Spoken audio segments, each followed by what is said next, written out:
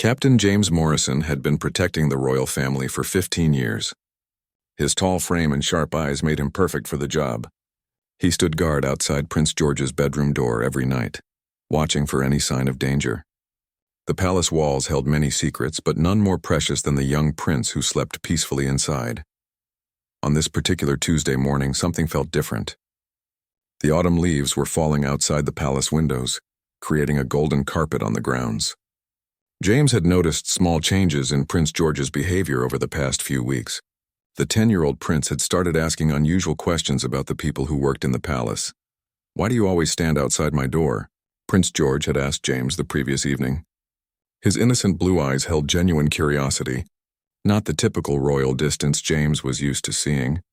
James had given his standard answer about keeping the prince safe, but something in the boy's expression suggested he wasn't satisfied with that explanation. Prince George had nodded politely, but James could see the wheels turning in the young mind. The morning routine began as always. James checked the hallways, confirmed security protocols with his team, and positioned himself near the dining room where the royal family would gather for breakfast.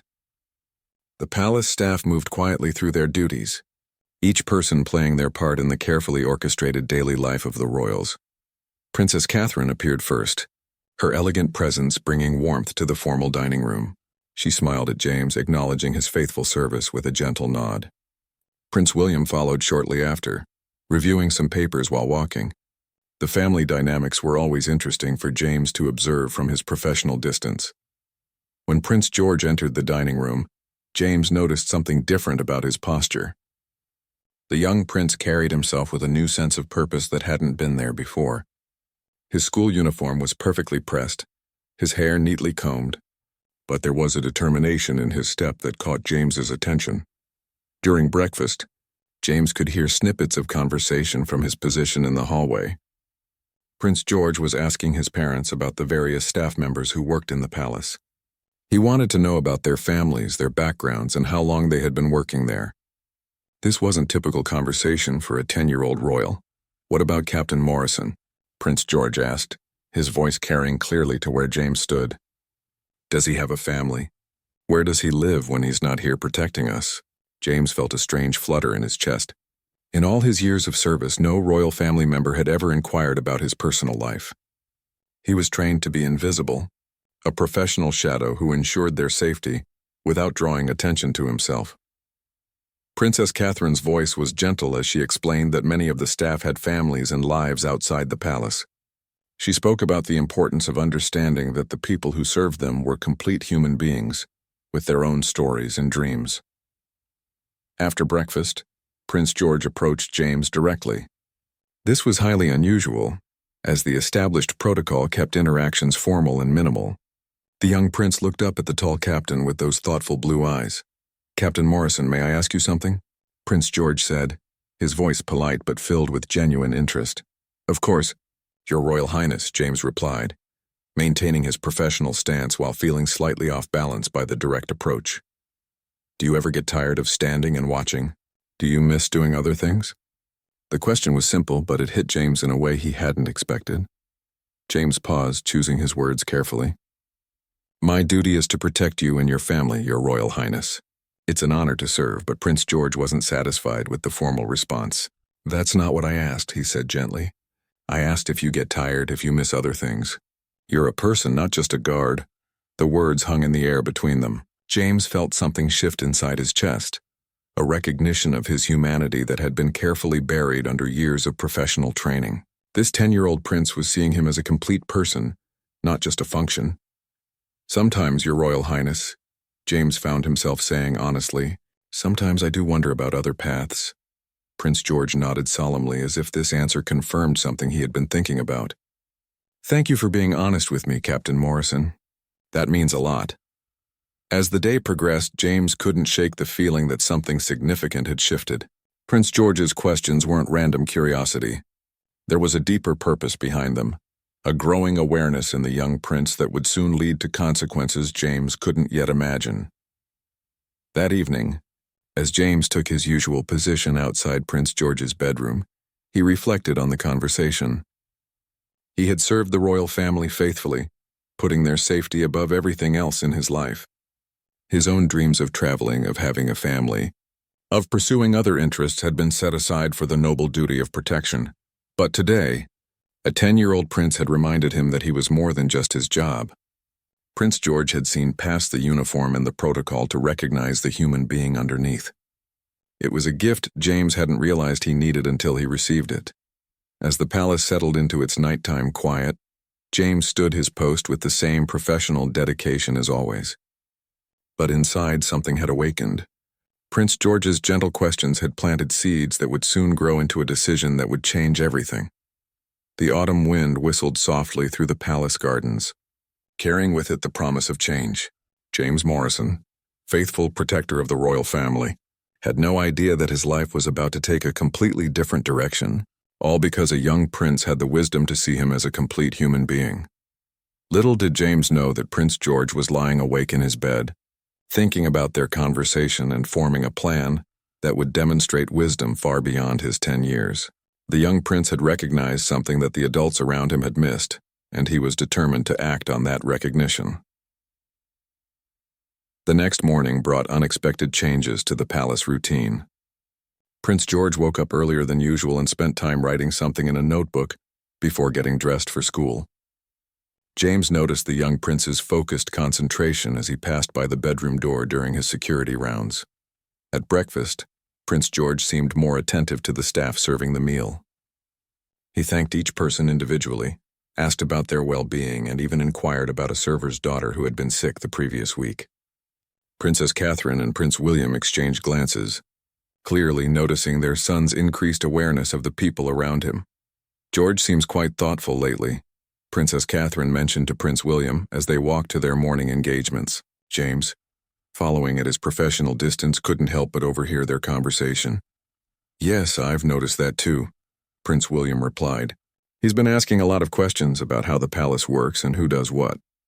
I think his teachers would be pleased to see this level of curiosity about the world around him." What the royal parents didn't know was that Prince George had been conducting his own quiet investigation. Over the past few days, he had been observing not just James, but all the staff members who worked tirelessly to maintain the palace and serve his family. He noticed how early they arrived, how late they stayed, and how they rarely seemed to have time for themselves. During his lunch break at school, Prince George approached his favorite teacher, Mrs. Henderson. She was known for encouraging her students to think critically about the world and their place in it. "Mrs. Henderson, if someone was working very hard for you, but you realized they might be happier doing something else, what should you do?" Prince George asked, his young face serious with concentration. Mrs. Henderson put down her pen and gave Prince George her full attention. She recognized that this wasn't a hypothetical question for homework. "That's a very thoughtful question, George. I think the most important thing would be to consider what's best for that person, not just what's convenient for you. But what if you really need them? What if they're really good at helping you?" Prince George pressed further. "Sometimes the kindest thing we can do for someone is to help them follow their own dreams, even if it means we have to adjust our own plans." Mrs. Henderson explained gently. "True care for someone means wanting them to be happy and fulfilled, not just useful to us." Prince George nodded slowly, absorbing this wisdom. "Thank you, Mrs. Henderson. That helps me understand something important." When Prince George returned to the palace that afternoon, he sought out his grandmother's private secretary, who had worked in the palace for over 30 years. Mrs. Patterson was known for her discretion and her deep understanding of royal protocol. "Mrs. Patterson, may I ask you something in confidence?" Prince George inquired, using the formal language he had been taught for important conversations. "Of course, Your Royal Highness," Mrs. Patterson replied, setting aside her paperwork to give the young prince her full attention. If someone wanted to honor a person who had served faithfully, what would be the proper way to do that? Prince George asked carefully. Mrs. Patterson smiled warmly. "Well, Your Royal Highness, there are many ways to honor faithful service. Sometimes it's public recognition, sometimes it's private acknowledgement, and sometimes it's helping that person transition to something that would make them even happier. Could you help me understand the proper procedures for such things?" Prince George asked with remarkable maturity. Mrs. Patterson was impressed by the young prince's thoughtfulness. "I would be honored to help you with whatever you have in mind, Your Royal Highness." That evening, James noticed that Prince George seemed particularly observant during dinner. The young prince watched how James positioned himself, how he scanned the room for potential threats, and how he maintained his vigilant stance hour after hour. After dinner, Prince George made an unusual request. "Captain Morrison, would it be possible for you to tell me about your work? I mean, really tell me about what you do and why you chose this profession?" James was surprised by the depth of the question. He had never been asked to explain his career choice to any member of the royal family. "Well, Your Royal Highness, I became a protection officer because I wanted to serve something greater than myself. I believed in the importance of keeping good people safe." "But what did you want to be when you were my age?" Prince George asked. His blue eyes focused intently on James's face. The question caught James off guard. He found himself remembering his childhood dreams, aspirations he hadn't thought about in years. "I wanted to be a travel photographer, Your Royal Highness. I dreamed of exploring different countries and capturing their beauty through my camera." Prince George's eyes lit up with genuine interest. "That sounds wonderful. Do you still like taking pictures?" "I haven't had much time for photography in recent years," James admitted, feeling a wistful pang as he spoke. "My duties here require my full attention." "Have you been to many places for your photography?" Prince George continued, seemingly fascinated by this glimpse into James's personal interests. "Before I joined the Royal Protection Team, I traveled to several countries. I have photos from Ireland, Scotland, France, and even some from a trip to Morocco," James found himself sharing, surprised by how good it felt to talk about his passion. Prince George listened with rapt attention, asking thoughtful questions about each location James mentioned. The conversation continued for nearly 20 minutes, far longer than any personal interaction James had ever had with a royal family member. As the evening wound down, Prince George thanked James for sharing his stories. "Your photographs sound amazing, Captain Morrison. I hope someday you'll be able to take more pictures in wonderful places." Later that night, as James stood guard outside Prince George's door, he reflected on their conversation. The young prince had shown genuine interest in his dreams and aspirations. It was the first time in years that James had felt seen as a complete person rather than just a security professional. Inside his room, Prince George was writing in his notebook again, carefully planning something that would soon surprise everyone in the palace. His 10-year-old mind was working through a complex problem with wisdom that would have impressed adults twice his age. The young prince understood something that many people never learn, that true nobility comes not from being served, but from recognizing the humanity and dreams of those around you.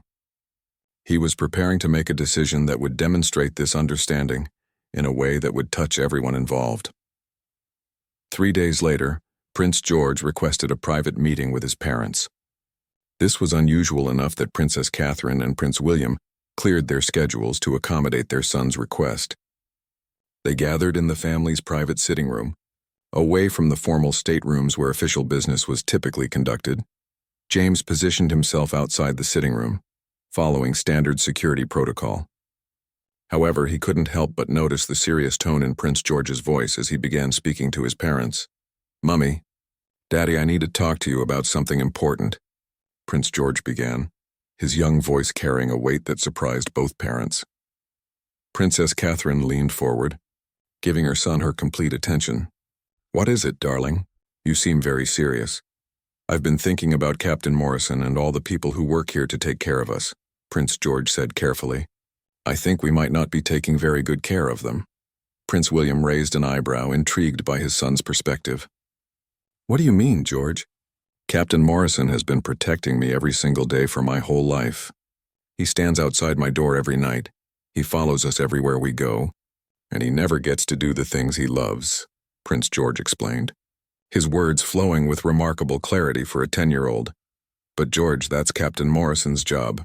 He chose this profession, and he's very good at it," Princess Catherine said gently, trying to understand where her son's thoughts were leading. "But did you know he wanted to be a travel photographer? Did you know he has pictures from all over the world? But he hasn't been able to take new ones because he's always here watching over us." Prince George's voice grew more passionate as he spoke. The royal parents exchanged a meaningful glance. They realized their son had discovered something about their security chief that they themselves hadn't known. "He told you about his photography?" Prince William asked, genuinely surprised.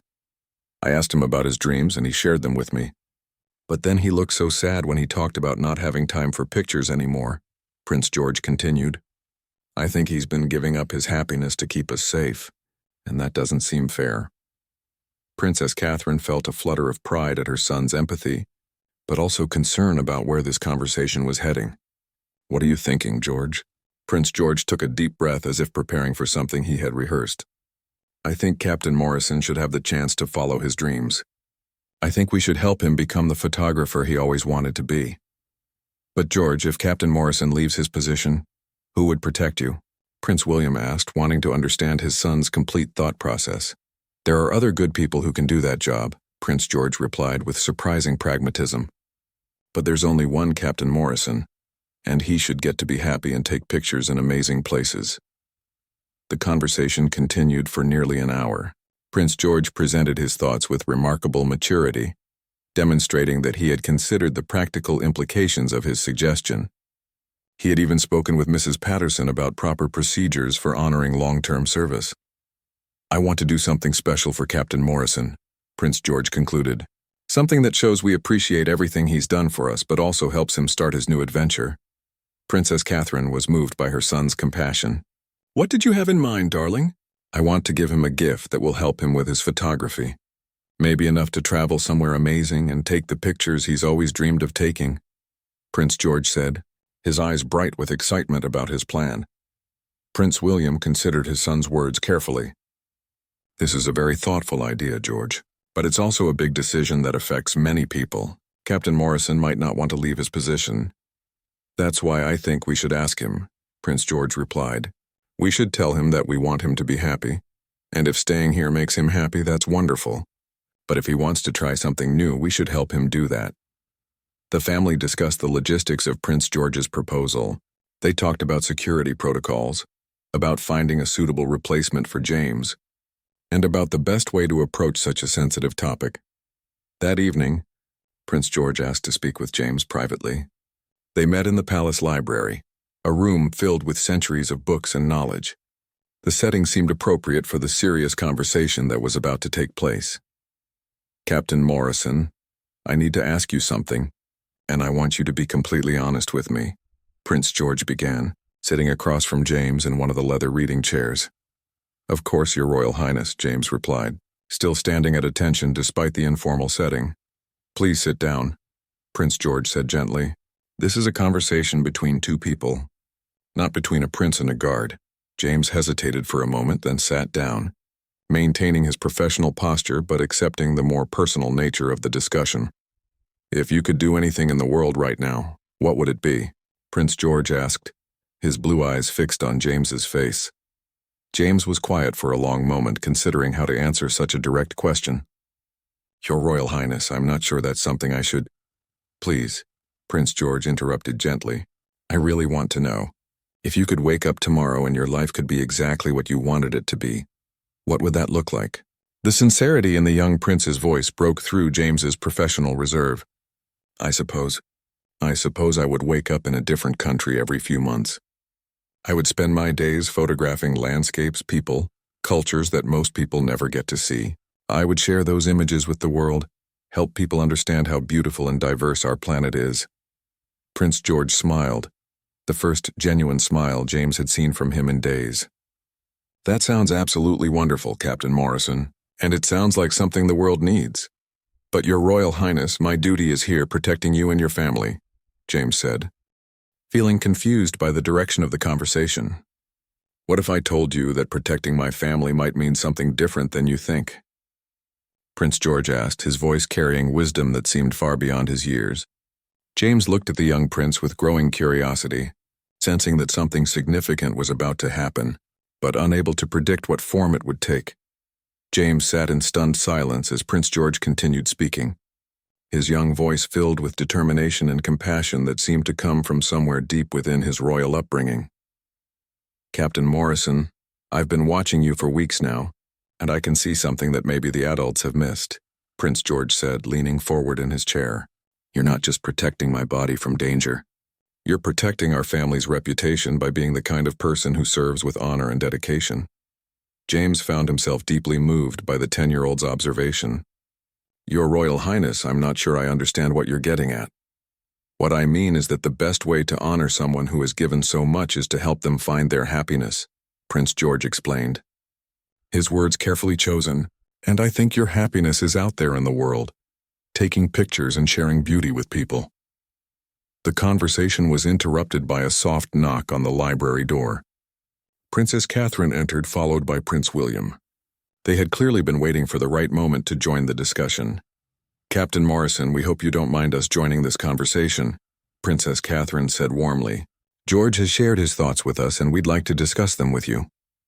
James stood immediately, his training taking over, but Prince William gestured for him to remain seated.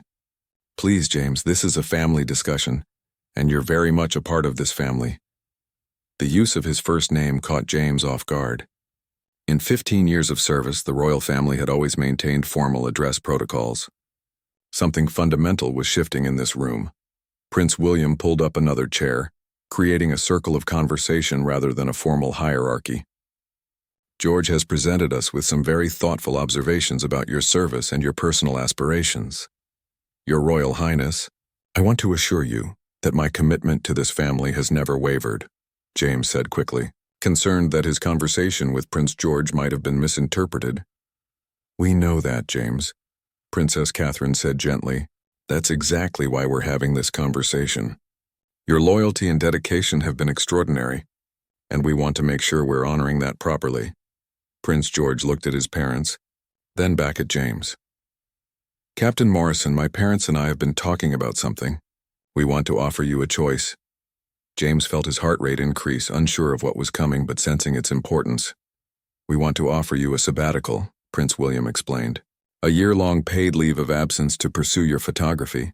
We'll provide you with professional equipment and funding for travel expenses. James felt the air leave his lungs. This was not what he had expected from this conversation.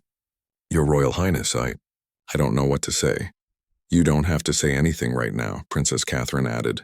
We want you to think about it. We've already spoken with security about temporary arrangements, and we have excellent candidates who could cover your responsibilities during your absence. Prince George couldn't contain his excitement any longer, and when you come back, if you want to come back, you could maybe teach other people about photography. You could share what you learned and help others see the world the way you do. The offer was overwhelming. James had spent 15 years believing that his duty required complete sacrifice of his personal dreams. Now a 10-year-old prince was not only acknowledging those dreams but actively working to make them possible. Why? James asked, his voice barely above a whisper. Why would you do this for me? Prince George answered immediately. Because you've spent 15 years taking care of us. Now we want to take care of you. The simple honesty of the statement brought tears to James's eyes. He had served the royal family with professional detachment, never expecting them to see him as anything more than a security asset. Yet here was this young prince, demonstrating a level of compassion and wisdom that humbled him completely. There's one condition, Prince William added with a slight smile. We want you to share your photographs with us. We want to see the world through your eyes. And maybe you could teach me about photography too, Prince George added hopefully. When you come back, I mean. If you want to. James looked around the library at the faces of the family he had protected for so many years. Princess Catherine's warm smile, Prince William's encouraging nod, and Prince George's bright, hopeful eyes. He realized that somewhere along the way his professional duty had grown into something much deeper. I need some time to think about this, James said finally. This is the most generous offer anyone has ever made to me. Of course, Princess Catherine said. Take all the time you need. But James, I want you to know that whatever you decide, we'll support you completely. As the family prepared to leave the library, Prince George hung back for a moment. Captain Morrison, can I ask you one more thing? Anything, Your Royal Highness. When you think about this offer, don't think about what you should do or what other people expect from you. Think about what would make you wake up excited every morning, Prince George said with remarkable insight. That's what real happiness looks like. After the royal family left, James sat alone in the library, surrounded by centuries of knowledge and wisdom. He thought about the young prince's words about waking up excited every morning. When was the last time he had felt that kind of anticipation about his day? He pulled out his phone and scrolled through the few personal photos he had taken over the years. There were images from his early travels, pictures that captured moments of beauty and wonder from around the world. He had forgotten how much joy those images had brought him. That night, James stood his usual post outside Prince George's bedroom, but everything felt different. The young prince had seen past his uniform and his title to recognize the person underneath. More than that, Prince George had taken action to help that person flourish. As he maintained his vigilant watch, James found himself imagining waking up in different places around the world. He pictured himself capturing sunrise over the Himalayas, photographing the northern lights in Iceland, or documenting the daily life of people in remote villages. For the first time in 15 years, James Morrison allowed himself to dream while on duty, and those dreams felt not like a betrayal of his responsibilities, but like a gift from a 10-year-old prince who understood that true service sometimes means helping people find their wings. James spent 3 sleepless nights considering the royal family's extraordinary offer. He walked the palace grounds during his off hours, thinking about the paths his life could take. The weight of the decision felt enormous, not because he didn't know what he wanted, but because he was overwhelmed by the generosity being shown to him. On the 4th morning, he requested a private meeting with Prince George. The young prince agreed immediately, and they met in the same library where their important conversation had begun. "Your Royal Highness, I've made my decision," James said, his voice steady but emotional. Prince George sat forward in his chair, his blue eyes focused intently on James's face. "Whatever you've decided, Captain Morrison, I want you to know that I think you're very brave." "I want to accept your offer," James said, the words feeling both terrifying and liberating as he spoke them. "I want to take that year to pursue my photography." Prince George's face lit up with pure joy. "Really? You're going to do it?" "Yes, but I need you to understand something," James continued. "This decision isn't just about photography for me. It's about learning to trust that there are good people who can step into my role and keep you safe. It's about believing that my worth isn't only measured by my ability to stand guard." The young prince nodded solemnly. "I understand, Captain Morrison, and I want you to know that you've already given us the most important protection of all." "What do you mean?" James asked, curious about Prince George's perspective. "You've shown me what it looks like to be loyal and dedicated and honorable," Prince George explained. "Those are things I'll carry with me my whole life. That's a kind of protection that will last forever." James felt tears welling up in his eyes. This 10-year-old prince had not only seen his dreams, but had also recognized the value of his service in ways that went far beyond physical security. Over the next 2 weeks, the palace buzzed with preparations for James's sabbatical. The royal family had chosen a replacement security chief, a highly qualified woman named Sarah Chen, who had served with distinction in diplomatic protection for 8 years. Princess Catherine personally helped James research photography equipment, while Prince William worked with the Palace Travel Office to identify potential destinations for James's photographic journey. Prince George contributed by creating a hand-drawn map of all the places he hoped James would visit. "I want you to take a picture of something beautiful in each place," Prince George told James as he presented the map. "And then when you come back, you can tell me the stories behind each photograph." The evening before James's departure, the royal family hosted a small farewell gathering in the private dining room. It wasn't a formal state dinner, but rather an intimate celebration with key palace staff who had worked alongside James over the years. Prince George stood up to make a toast, his young voice carrying clearly through the room. "Captain Morrison has protected our family for 15 years. He's been like a guardian angel, always watching over us and keeping us safe. But tonight we want to wish him well as he starts a new adventure." The room erupted in applause, and James felt overwhelmed by the support surrounding him. These people had become more than colleagues over the years. They had become a second family. "I have something for you," Prince George said, approaching James with a wrapped package. "It's from all of us, but it was my idea." James unwrapped the gift to find a professional quality camera, top-of-the-line equipment that would serve him well in his travels. But attached to the camera strap was something even more precious. A small laminated card with a photograph of the royal family and a message written in Prince George's careful handwriting. The message read, "For Captain Morrison, who taught us that protecting people means helping them be their best selves, take pictures of the beautiful world and know that we're cheering for you every step of the way. Of the Cambridge family." James looked up from the card to find Prince George watching him expectantly. "Do you like it?" "I love it," James said, his voice thick with emotion. "This is the most thoughtful gift I've ever received." That night, as James packed his personal belongings, he reflected on the incredible journey that had brought him to this moment. He had come to the palace as a young man seeking purpose through service. He was leaving as someone who had learned that service could take many forms, including the courage to pursue your own dreams when others believe in you enough to make them possible. Prince George appeared in his doorway, having slipped past the temporary security arrangements to say a private goodbye. "Captain Morrison, I wanted to tell you something before you leave," the young prince said, his voice serious.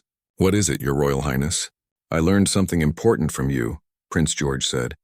"I learned that real leadership means paying attention to the people around you and helping them become who they're meant to be." James knelt down to Prince George's eye level. "And you taught me something too, Your Royal Highness. You taught me that sometimes the bravest thing you can do is accept help from people who care about you." They hugged then, a moment of genuine affection that transcended all royal protocol. It was the embrace of two people who had touched each other's lives in profound and unexpected ways. The next morning, James stood in the palace courtyard with his luggage and his new camera equipment. The royal family gathered to see him off, and palace staff lined the windows to wave goodbye. Prince George ran up to James one last time. "Promise me you'll send us pictures from your adventures." "I promise," James said. "And I promise to come back with stories that will make you want to see the world for yourself." As James's car pulled away from the palace, he looked back to see Prince George waving enthusiastically from the steps. The young prince had orchestrated something remarkable, demonstrating wisdom and compassion that would serve him well as a future king. James Morrison, former royal protector, rolled down the car window and raised his new camera, taking his first photograph of this new chapter in his life. In the viewfinder, he captured Prince George still waving, the palace behind him, and the beginning of an adventure that would never have been possible without the gentle but powerful decision of a 10-year-old prince who understood that true protection sometimes means setting people free. 6 months into his photographic journey, James Morrison found himself standing on a cliff overlooking the northern lights in Iceland. The aurora borealis danced across the dark sky in brilliant greens and purples, creating a natural light show that took his breath away. As he captured the magical moment through his camera lens, he thought about Prince George and the incredible gift the young prince had given him. Every week, James sent photographs and stories back to the palace, keeping his promise to share his adventures with the royal family. His images had taken him from the bustling markets of Morocco to the serene temples of Japan, from the vast landscapes of New Zealand to the ancient ruins of Peru. Each photograph came with a story, and each story was addressed personally to Prince George. James wrote about the people he met, the cultures he experienced, and the beauty he discovered in unexpected places. His writing had improved alongside his photography, and he found himself becoming a natural storyteller. Meanwhile, back at the palace, Prince George had become something of a geography expert through James's correspondence.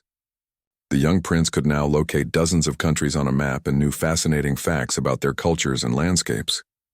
He had started a photo album with James's pictures, organizing them by continent and writing his own notes about each location. "Look at this one.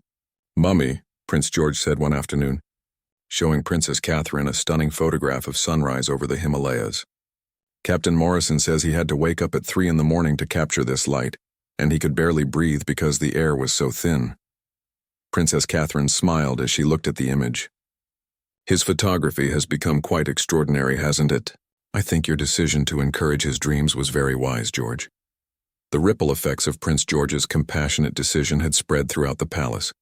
Other staff members had noticed the royal family's increased interest in their personal lives and aspirations.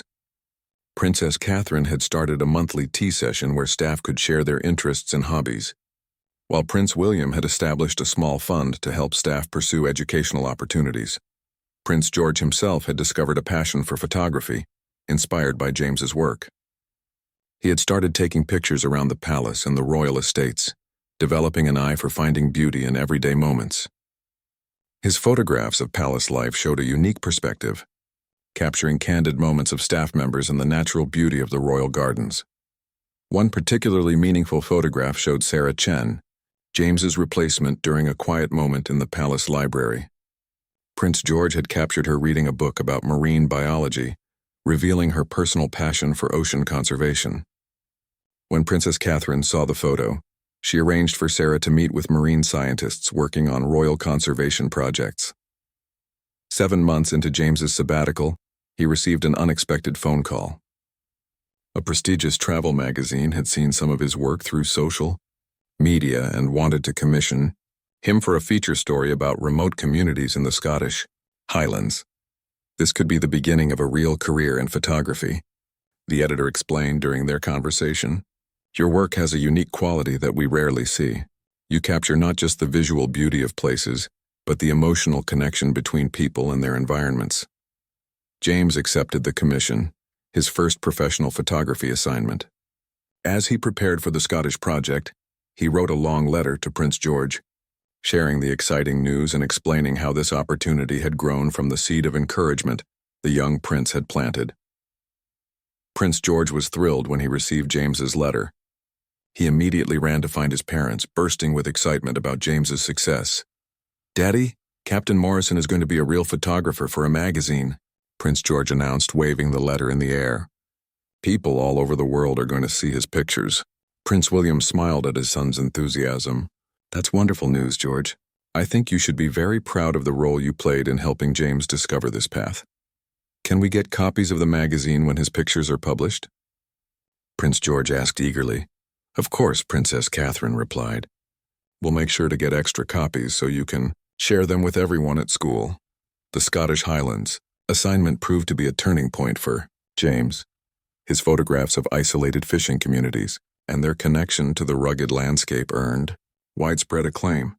The magazine feature led to other assignments, and James found himself building a reputation as a photographer who could capture the human spirit within natural environments. But perhaps the most meaningful assignment came from an unexpected source. The Royal Photographic Society, learning of James's connection to the royal family and his emerging talent, invited him to document conservation efforts on royal estates for their upcoming exhibition. When James called the palace to discuss the project, Prince George insisted on being part of the conversation. The young prince had developed specific ideas about which aspects of the royal conservation work would be most interesting to photograph. "You should definitely photograph the bee gardens," Prince George suggested enthusiastically, "and the ancient oak trees where the rare birds nest. Oh, and you have to get pictures of the horses in the early morning mist." James laughed, delighted by Prince George's passionate involvement in the project. "Those are excellent suggestions, Your Royal Highness. Would you like to be my assistant photographer for a day when I come back to work on this project?" "Really, you would let me help you?" Prince George's excitement was evident even over the phone. "I think you've got a natural eye for photography," James replied. "Plus, you know the royal estates better than anyone. You'd be the perfect guide." As James continued his travels, now with professional assignments to structure his journeys, he reflected on the remarkable chain of events that had begun with a simple conversation in the palace library. Prince George's gentle but powerful decision had not only changed James's life, but had also influenced the young prince's own development. Through their ongoing correspondence, James could see Prince George growing in confidence and compassion. The young prince had learned that leadership wasn't about commanding others, but about recognizing their potential and helping them achieve it. This lesson would serve him well as he prepared for his future role as king. With 2 months remaining in his sabbatical, James began planning his return to the palace. But now he was returning not just as a security officer, but as someone who had successfully pursued his dreams and could share that experience with others. He was living proof that Prince George's faith in people's ability to grow and change was well-founded. The world had become a classroom for James Morrison, and soon he would return to teach others about the beauty and diversity he had discovered, all because a 10-year-old prince had the wisdom to see beyond duty to the person underneath. 1 year after his departure, James Morrison returned to the palace as a changed man. His year of photography had taken him to over 20 countries, resulted in published work in 3 major magazines, and earned him recognition as an emerging talent in travel photography. But more importantly, He had discovered parts of himself that had been dormant for 15 years. Prince George, now 11 years old, waited anxiously in the palace courtyard for James's arrival. The young prince had grown taller and more confident during the year, but his excitement about seeing James again was unmistakably childlike and genuine. When James stepped out of the car, Prince George ran toward him with a huge smile. "Captain Morrison, you're back! Did you bring the pictures?" James laughed and embraced the young prince warmly. "I brought hundreds of pictures, Your Royal Highness, and I have so many stories to share with you." The royal family had organized a welcome reception in the palace's oak room, where James's photographs from his sabbatical were displayed on easels throughout the space. Palace staff, security personnel, and the royal family gathered to see the incredible work that had emerged from Prince George's compassionate decision. The photographs were stunning. Images of Maasai warriors in Kenya, Buddhist monks in Tibet, fishermen in the Faroe Islands, and countless landscapes that showcased the Earth's natural beauty. Each picture told a story of human connection to place and culture. "These are absolutely magnificent." "James," Princess Catherine said as she studied a photograph of children playing in a village in rural Vietnam, "you've truly found your calling." Prince William nodded in agreement. "We always knew you had talent, but this work is exceptional. You should be very proud of what you've accomplished." But it was Prince George's reaction that meant the most to James. The young prince moved from photograph to photograph with wide-eyed wonder, asking detailed questions about each location and the people James had met. "Tell me about this one," Prince George said, pointing to a photograph of an elderly woman weaving traditional textiles in Guatemala. "What was she like? What did she teach you?" James knelt down beside Prince George and began sharing the story behind the image. As he spoke, a small crowd gathered around them, palace staff and family members alike drawn in by James's natural storytelling ability. "Her name was Maria, and she was 83 years old," James began. "She had been weaving since she was 7, and she told me that every pattern in her textiles tells a story about her family's history. She taught me that art isn't just about creating beautiful things. It's about preserving memory and culture for future generations." Prince George listened intently, then asked a question that surprised everyone present. "Do you think I could learn to tell stories with pictures the way you do?" "I think you already are," James replied, pulling out his phone to show a photograph Prince George had sent him during his travels. It was an image the young prince had taken of sunrise through the palace windows, with dust motes dancing in the golden light. "This picture you sent me reminds me that beauty exists everywhere, even in familiar places. That's the mark of a true photographer." The evening continued with James sharing stories from his travels, each tale illustrating not just the places he had visited, but the lessons he had learned about human nature, resilience, and the universal desire for connection and understanding. Later that night, Prince George and James sat together in the library where their important conversation had begun a year earlier. The room felt familiar but charged with new possibilities. "Captain Morrison, I have something to tell you," Prince George said, his voice serious but excited. "What is it, Your Royal Highness?" "I've decided what I want to be when I grow up," Prince George announced. "I want to be the kind of king who helps people follow their dreams just like you taught me to do." James felt his heart swell with pride and emotion. "That's a wonderful goal, Your Royal Highness. The world would be lucky to have that kind of leader." "And I want you to be my photography teacher," Prince George continued. "Not just for me, but for other people too. I think the palace should have a program where people can learn about art and photography and storytelling." The idea was brilliant, and James realized that Prince George was continuing to think about ways to help people grow and develop their talents. The young prince had learned that leadership meant creating opportunities for others to flourish. "I would be honored to help you create something like that," James replied. "We could call it the Royal Arts Initiative, and we could bring in artists and photographers and writers to teach workshops for palace staff and young people from the community."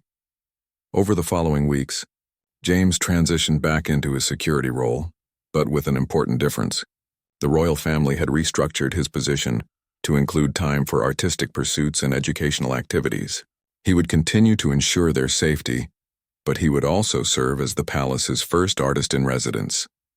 3 months after his return, the Royal Arts Initiative held its first workshop. James taught photography to a group that included palace staff, local students, and even Prince George himself. The young prince proved to be an enthusiastic and talented student, with a natural eye for composition and a gift for finding meaningful moments to capture. The program quickly grew, attracting attention from arts organizations and educational institutions throughout the country. Prince George's idea had sparked something larger than anyone had anticipated, creating opportunities for hundreds of people to explore their creative potential. 1 year later, James received a letter that changed his life once again. The National Geographic Society offered him a position as a contributing photographer, based on the strength of his work and his unique ability to connect with people from different cultures. This time, when James considered a major life change, he didn't have to choose between his dreams and his duty to the royal family. Prince George, now 12 and even wiser, helped him see that accepting the National Geographic position would actually enhance his service to the palace. "You can travel the world and take amazing pictures, and then come back and teach us about all the places you've seen," Prince George explained. "That way you get to follow your dreams and help us understand the world better at the same time." James accepted the position, beginning a career that would take him around the globe while maintaining his connection to the royal family as a consultant and educator. His photographs would eventually be seen by millions of people, but his most important audience would always be the young prince who had the wisdom to recognize his potential and the courage to help him achieve it. Prince George's gentle but powerful decision had created ripples that extended far beyond James's individual story. The Royal Arts Initiative continued to grow, providing opportunities for countless people to discover and develop their talents. The young prince had learned that true leadership meant seeing the best in people and creating conditions for them to thrive. Years later, when historians wrote about Prince George's reign, they would note that his approach to leadership was shaped by a lesson he learned at age 10, that protecting people sometimes means helping them spread their wings and fly. It was a lesson that began with a simple question about whether a faithful guard ever got tired of standing and watching, and it resulted in a lifetime of service dedicated to helping others discover their own extraordinary potential. The story of Captain James Morrison and Prince George became a testament to the power of compassion, the importance of seeing people as complete human beings, and the magic that happens when someone believes in your dreams strongly enough to help make them come true.